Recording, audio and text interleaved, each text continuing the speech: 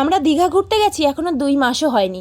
দীঘা গিয়ে যেদিন সকালে মোহনাতে গেছিলাম, মোহনা ঢোকার সাথে সাথেই একটার পর একটা ক্যামেরাম্যান প্রচুরভাবে ফোর্স করছে ফটো তোলার জন্য। একটা ক্যামেরাম্যান তো নাছোড়বান্দা, ফটো তুলেই ছাড়বে। তোমাদের দুজনকে খুব সুন্দর লাগছে, একটা ফটো তুলে নাও, 50 টাকা 100 টাকার ব্যাপার, এইভাবে নানান কথা বলে প্রচুর ফোর্স করছে। তো তার কথাতে ইমপ্রেস হয়ে গিয়ে আমার বড় আমাকে বলছে, চলো একটা ফটো তুলেই নিই, স্মৃতি হিসেবে থেকে যাবে, পরে বাঁধিয়ে রাখবো। আমাদের কাছে স্ট্যান্ড ছিল, ভালো ফোন ছিল, চাইলে আমরা ফোনে ফটো তুলে বাঁধিয়ে নিতে পারতাম। কিন্তু তার কথাতে এতটাই ইমপ্রেস হয়ে গেছিলাম, ভেবেছি একটাই তো ফটো তুলে নিই, ভালো করে বাঁধিয়ে রাখবো।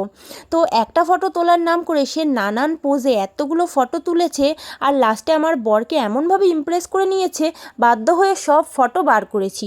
এবার একই ড্রেসে এত ফটো কী করব আমরা? 2 মাসও হতে পারেনি, ঘরবন্দি হয়ে পড়ে রয়েছে, টাকাটাই গরচা গেছে, আর কিচ্ছু না। তো তোমাদেরকে একটাই কথা বলবো, আবেগের বশে পড়ে দীঘা গিয়ে বা কোথাও ঘুরতে গিয়ে এরকম কাজ কেউ করো না।